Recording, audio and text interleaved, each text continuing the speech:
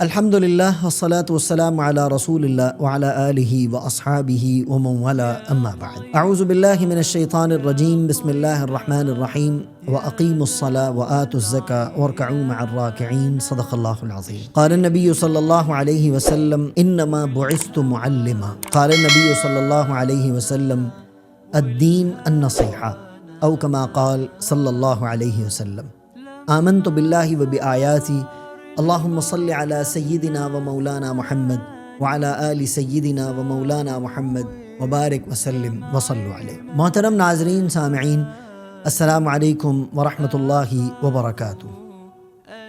ہم نے اپنے پہلے لیکچرز میں حقوق کے اعتبار سے بات کی، رشتہ داروں کے حقوق، والدین، میاں بیوی، بچے، سب کے اوپر ہم نے بات کی۔ ایک عنوان بہت اہم ہے، وہ ہے مسجد کے امام صاحب اور مقتدی، ان کے آپس کے حقوق، ان کو آپس میں کیسے رہنا ہے، اس کے اوپر میں نے قرآن کریم کی آیت پڑھی۔ اللہ تعالیٰ فرماتے ہیں واقیموا الصلاۃ، نماز کو قائم کرو، وآتوا الزکاۃ، زکوٰۃ ادا کرو، اور وارکعوا مع الراکعین، رکوع کرنے والوں کے ساتھ رکوع کرو۔ یہاں سے جماعت کی نماز مراد ہے، امام کی اقتداء مراد ہے، جس کو ہم امام متعین کر رہے ہیں وہ مراد ہے۔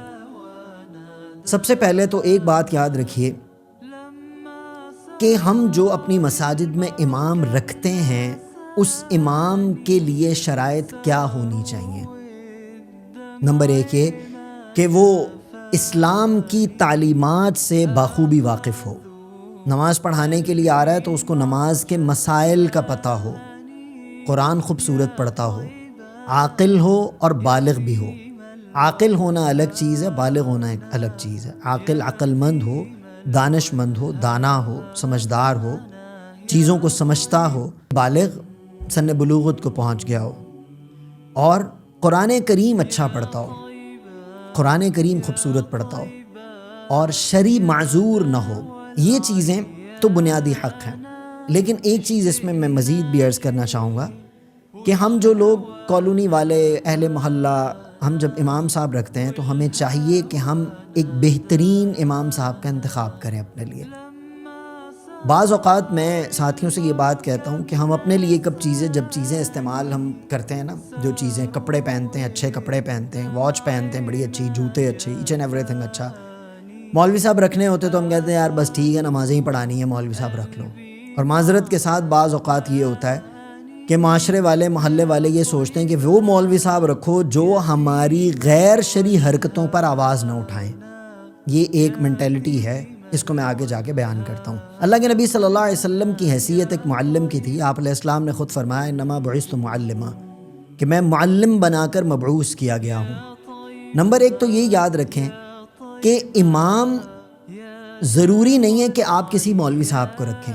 بہتر یہ ہے کہ آپ کے جو محلے کے بڑے صاحب ہیں، چیئرمین صاحب، صدر صاحب، کالونی کے چیئرمین صاحب، صدر صاحب، یہ معزز آدمی، اس کو قرآن اتنا یاد ہونا چاہیے، اس کو مسائل اتنے یاد ہونے چاہیے کہ وہ نماز کی امامت خود کروا سکے۔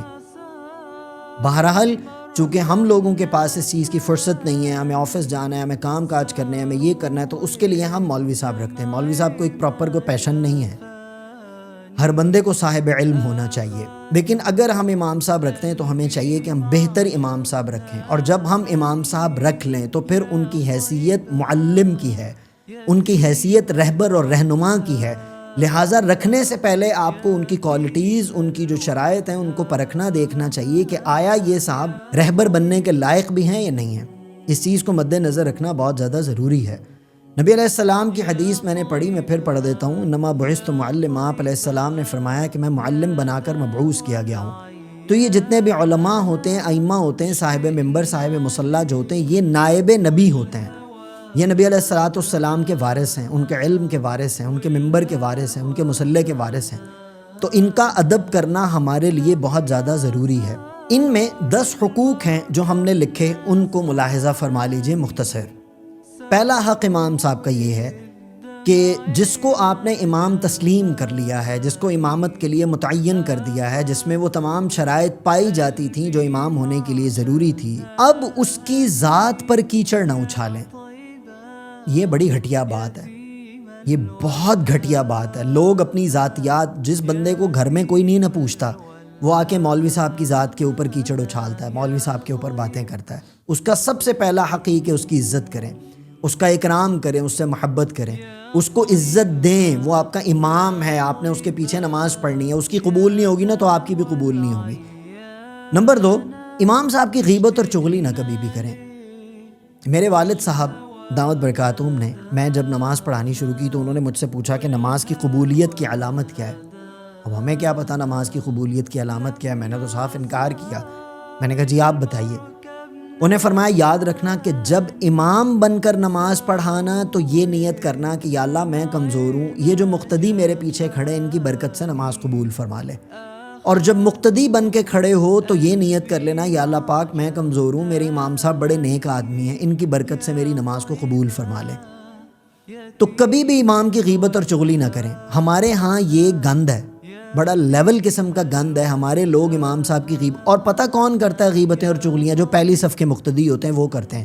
حاجی صاحب، چودھری صاحب، ڈاکٹر صاحب، انجینئر صاحب، فلاں صاحب، ایون کہ کئی تو بڑے دیندار صاحب ہوتے ہیں، 5 وقت کی نماز نہیں بلکہ 7 وقت کی نماز پڑھتے ہیں، اشراق 8 وقت کی، اشراق اوابین تہجد بھی پڑھتے ہیں، وہ امام صاحب کی غیبتیں کر رہے ہوتے ہیں۔ اور کئی تو تبلیغی حضرات بھی، معذرت کے ساتھ تبلیغ والے بھی حضرات ہوتے ہیں نا، تربیت نہیں کرواتے نا اصل میں اپنی تربیت، وہ بھی امام صاحب کی غیبت اور چغلی کر رہے ہوتے ہیں۔ بھائی عام بندے کی غیبت اور چغلی کے بارے میں اللہ رب العزت نے فرمایا ہے، کیا فرمایا ہے؟ اللہ پاک نے فرمایا کہ تم غیبت نہ کیا کرو۔ ایحب احدکم ان یاکل لحم اخیہ میتا، کیا تم اس بات کو پسند کرتے ہو کہ تم اپنے مردہ بھائی کا گوشت کھاؤ؟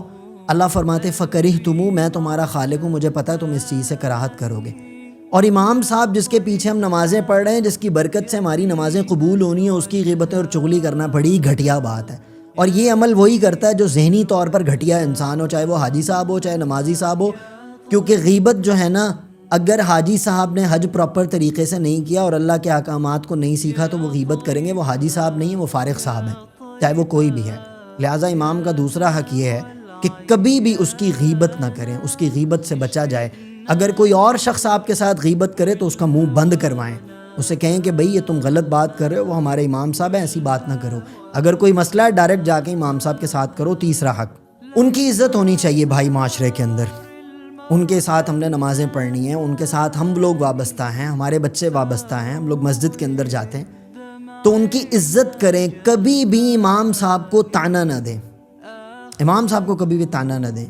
اور مولوی تو ایسے کرتے ہیں، مولوی یہ دیکھو جی مولوی نمازیں پڑھانے کے پیسے لیتے ہیں۔ ابے بھائی نماز پڑھانے کے پیسے کوئی بھی نہیں لیتا، اور کسی بندے کی بھی یہ اوقات نہیں ہے کہ وہ نماز پڑھانے کی اجرت دے سکے۔ ہماری کیا اوقات ہے نماز پڑھانے کی اجرت دینا؟ میں اکثر اپنے جو ہمارے مقتدی حضرات تھے، میں اپنے جمعے کے بیانات میں بھی اور عمومی طور پر بھی میں لوگوں کو یہ بات کہتا تھا، بھائی میری بات سنو، آپ لوگ میرے 1 منٹ کی بھی اجرت نہیں دے سکتے۔ اگر آپ میرے 1 منٹ کی کروڑوں روپے بھی اجرت دیں تو آپ میری اجرت نہیں دے سکتے۔ میری اجرت، میرا اجر، میرا سب کچھ کہ میرا اللہ دے گا۔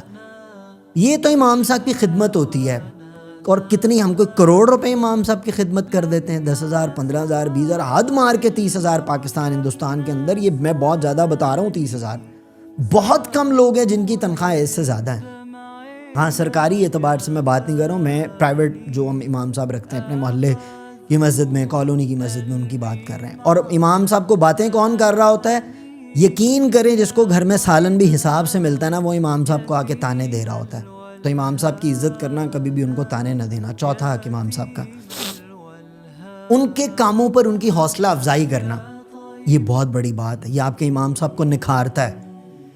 میں نا ملتان میں رہا الحمدللہ، میں نے 7-8 سال اللہ کے گھر کی خدمت کی، اس سے پہلے بھی کی الحمدللہ، اور بڑے اچھے لیول پر کی الحمدللہ تعالیٰ، وہ بفضل اللہ تعالیٰ۔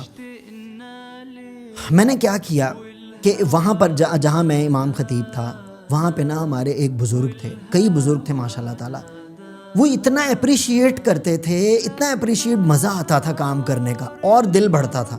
اور کئی ایسے گھسپیٹیے ہوتے تھے، میں یقین کریں یہ میں بڑا ہلکا لفظ بول رہا ہوں تاکہ غیر پارلیمانی نہ ہو جائے، کئی ایسے گھسپیٹیے حضرات ہوتے تھے کہ اگر آپ قرآن و حدیث بھی بیان کر رہے نا، وہ اس پہ بھی اعتراض کرتے تھے۔ اور وہ ہوتے پتہ کون تھے؟ جن کو گھر میں ان کے بچے بھی نہیں پوچھتے تھے۔ یہ میں دعوے سے بات کر رہا ہوں، یہ میں نے دیکھے ہیں ایسے لوگ۔ تو کبھی بھی امام صاحب کو طعنہ نہ دیں، اور ان کی حوصلہ افزائی کریں، ان کی حوصلہ شکنی نہ کریں، ہمیشہ ان کی حوصلہ افزائی کریں۔ حوصلہ افزائی ضروری نہیں کہ آپ پیسوں سے ہی کریں گے، آپ ان کو ہدایہ دیں، اچھی زبان استعمال کر کے بھی آپ کر سکتے ہیں، ان سے محبت کر کے بھی کر سکتے ہیں۔ اور یہ جو مساجد کے مولوی صاحب ہوتے ہیں نا، یہ بڑے بیچارے دل کے پاکیزہ ہوتے ہیں، سچی بات ہے، لوگوں کے لیے دعائیں کرتے ہیں، لوگوں کے لیے عافیتیں مانگتے ہیں، لوگوں سے محبت کرتے ہیں۔ اگر ان سے 2 جملے میٹھے بول لیے جائیں نا تو وہ اپنا دل ہار بیٹھتے ہیں۔ تو ان کی حوصلہ افزائی کرنا ان کا 5واں حق۔ یہ جو مسجد کی کمیٹیاں ہوتی ہیں نا، بلا وجہ کے جو چودھری ہوتے ہیں، جو بندہ ہر کام سے فارغ ہو جاتا ہے نا، وہ مسجد کمیٹی کا چیئرمین بن جاتا ہے۔ یعنی جس کو گورنمنٹ 60 سال کی 65 سال کی عمر میں فارغ کر دیتی نا کہ بھائی جان اب آپ جائیں، آپ اعصابی طور پر ذہنی طور پر فارغ ہو چکے ہیں، آپ گھر جا کے بیٹھیں، وہ آ کے مولوی صاحب کے اوپر پاپا لگ جاتے ہیں، یعنی مولوی صاحب کے چیئرمین بن جاتے ہیں۔ مسجد کمیٹی کو چاہیے کہ امام صاحب کا وظیفہ معقول طے کرے، معقول وظیفہ ان کو دے، ایک سمارٹ اماؤنٹ ان کو دے جن سے وہ اپنا گزر بسر اچھا کر سکیں۔ لیکن ہمارے معاشرے میں کیا ہوتا ہے، ابے مولوی کو اتنے پیسے دے کے کیا کرنے ہیں، مولوی مسجد کے گھر میں رہ رہا ہے، مولوی کو لنگر آتے ہیں، مولوی کو یہ آتا ہے، مولوی کو فلاں آتا ہے، ارے نہیں مولوی نماز پڑھانے کے پیسے لے رہے ہیں، مولوی دین بیچ رہے ہیں۔ بھائی یہ جس نے مسجد کا کارپیٹ بچھایا وہ آپ کے پھپھا کا لڑکا تھا، اس نے مسجد میں کارپیٹ بچھانے کے پیسے نہیں لیے، مسجد میں نماز پڑھنی تھی، شرم نہیں اس کو آتی کہ وہ کارپیٹ بچھانے کے پیسے لے رہا ہے۔ جس نے مسجد تعمیر کی ہے مستری صاحب نے شرم نہیں آتی، مستری صاحب مسجد بنانے کے پیسے لے رہے ہیں۔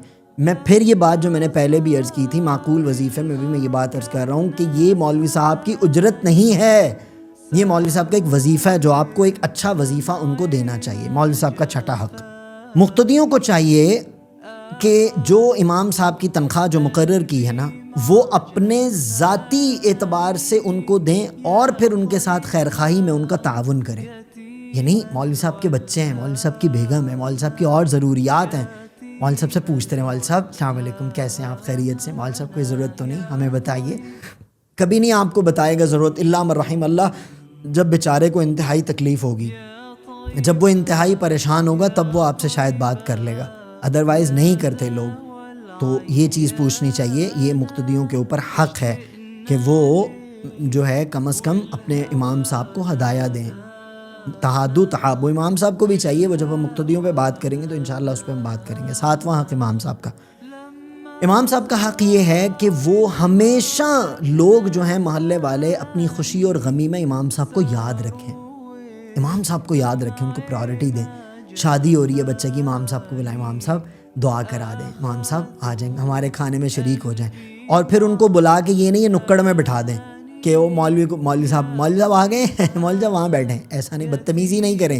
وہ آپ کا رہبر ہے، آپ کا رہنما ہے، آپ کا امام ہے، اگر آپ اچھے ہیں نا تو اچھا امام رکھیے اور اس کو اچھے طریقے سے پریزنٹ کریے، تاکہ لوگوں کو پتہ چلے یار ماشاءاللہ یہ دیکھو ان کے امام صاحب، یہ ان کے امام صاحب کی کتنی عزت کرتے ہیں، اس سے آپ کی عزت بڑھے گی بھائی۔ یہ بڑی جاہل قسم کے لوگ ہوتے ہیں جو یہ سمجھے مولوی کو سائیڈ میں رکھو، لوگ کیا کہیں، ابے پاگل، تمہارے امام صاحب کی اگر عزت ہوگی نا تو تمہاری بھی عزت ہوگی۔ تو امام صاحب کو اپنی خوشی غمی کے اندر شریک کرنا اور ان کو کبھی بھی نظر انداز نہ کرنا، ان کو ڈیگریڈ نہ کرنا، ان کو ہلکا نہ سمجھنا، اور لوگوں کے سامنے ان کا انٹروڈکشن اچھے طریقے سے کرانا، ان کا تعارف اچھے طریقے سے کرانا۔ اور یہ کام کون کرتا ہے؟ جو خود اچھا انسان ہو۔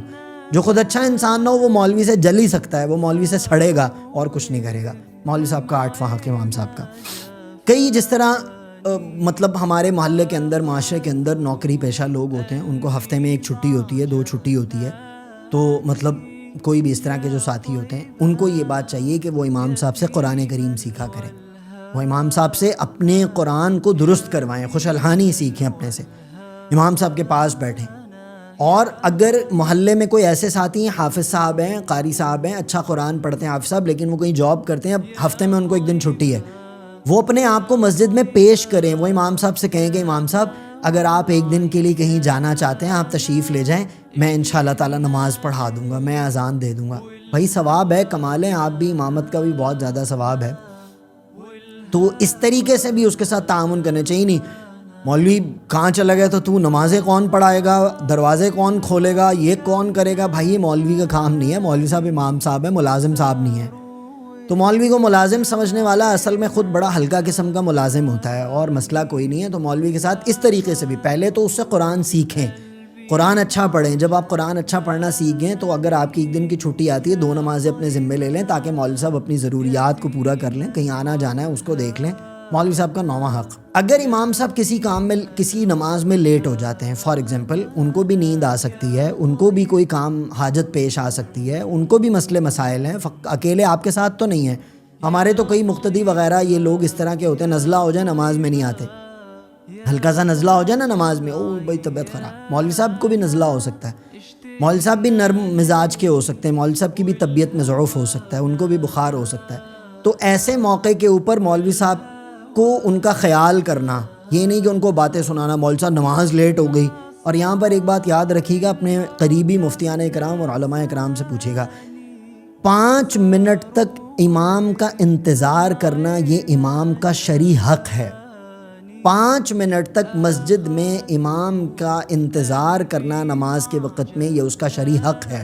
ہاں امام اس کی عادت بھی نہ بنائے، لیکن کبھی وہ لیٹ ہو جائے تو مقتدی کو چاہیے کہ خاموش ہو کے، ہمارے ہاں کیا ہوتا ہے، ٹائم ہو گیا جی نماز کا، مجھے تو کوئی کہہ دیتا تھا نا ٹائم ہو گیا جی، میں اس کو کہتا تھا بھائی تو پڑھا لے آج نماز، آپ پڑھا لیجئے آج نماز، ہمیں چھوڑیے۔ بھائی ٹائم ہے تو کیا ہو گیا، کوئی عذاب آ رہا ہے، ٹک کے بیٹھ جاؤ بھائی۔ امام صاحب بیچارے کہیں مصروف ہوں گے، یا وہ کہیں پیشاب پخانہ ہے، اچانک وضو ٹوٹ سکتا ہے، اچانک پیشاب آ سکتا ہے، کوئی مسائل ہو سکتے ہیں، تقاضے ہو سکتے ہیں، تو ان کو چیز چھوٹی چھوٹی بات پہ کریدنا یہ گھٹیا لوگوں کی علامت ہے، اچھے لوگوں کی علامت نہیں ہے۔ مولوی صاحب کا 10واں حق اور آخری حق، جن مساجد کے اندر امام صاحب اپنی فیملی کے ساتھ رہائش پذیر ہیں نا، اپنی فیملی کے ساتھ رہ رہے ہیں، تو اس محلے کے لوگوں کو چاہیے کہ وہ اپنے اہل خانہ کو امام صاحب کے اہل خانہ کے ساتھ انگیج کریں، تاکہ ان کا وہاں پر دل لگے، ان کو اپنا فیل ہو، ان کو اجنبیت فیل نہ ہو، ان کو یہ فیل نہ ہو کہ یار ہم لوگ تو پتہ نہیں یہاں اس سوسائٹی کے کوئی بہت کمتر لوگ ہیں کہ یہ لوگ تو ہمیں پوچھتے ہی نہیں ہیں، اس طرح کی بات اس کے دل میں نہ آئے۔ کیونکہ ضروری نہیں ہوتا کہ ہر مولوی صاحب کے گھر والی بھی مولویانی ہوتی ہے، ایسا نہیں ہوتا کہ ہر مولوی صاحب کے گھر والی جو ہے وہ مولوی ہو، دنیا داروں کی بچیاں بھی مولویوں کے گھر میں ہوتی، میرے اپنے گھر میں الحمدللہ بہت اچھی خاتون ہے، اللہ کا شکر ہے الحمدللہ، تو ان کو یہ بات فیل نہ ہو گیا یار کہاں مولوی صاحب سے شادی کرا لی، مولوی آپ کے معاشرے کا ایک عزت دار عنصر ہے، لہٰذا اس کی عزت کریے۔ یہ 10 چیزیں ہم نے مختصر اور جلدی جلدی میں بیان کی ہیں، اللہ تعالیٰ ہمیں ان پر عمل کی توفیق عطا فرمائے۔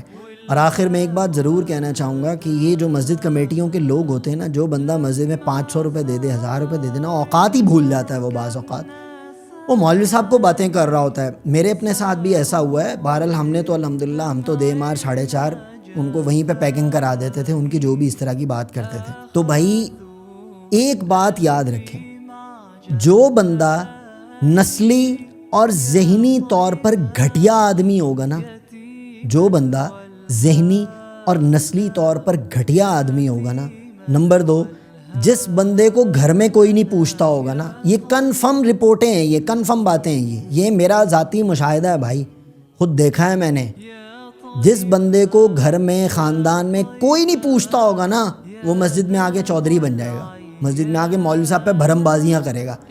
بھائی اچھے خاندانی لوگ اس طرح کی حرکتیں نہیں کرتے۔ ہاں اگر کوئی کر رہا ہو تو بس اس کو کچھ کہنے کی ضرورت نہیں، سمجھ جائے گا کہ یہ فارغ آدمی ہے۔ تو لہٰذا امام صاحب کو اس کا حق دیں، امام صاحب کو اس کی عزت کریں، اس کی غیبت چغلی اس طرح کی حرکتیں مت کریں، ان کے ساتھ اچھے بن کے رہیں تاکہ وہ اپنی دعاؤں میں آپ کو یاد رکھیں اور ہمارے بیڑے پار ہو جائیں۔ اللہ رب العزت مجھے آپ کو عمل کی توفیق عطا فرمائے۔ وآخر دعوانا الحمدللہ رب العالمین۔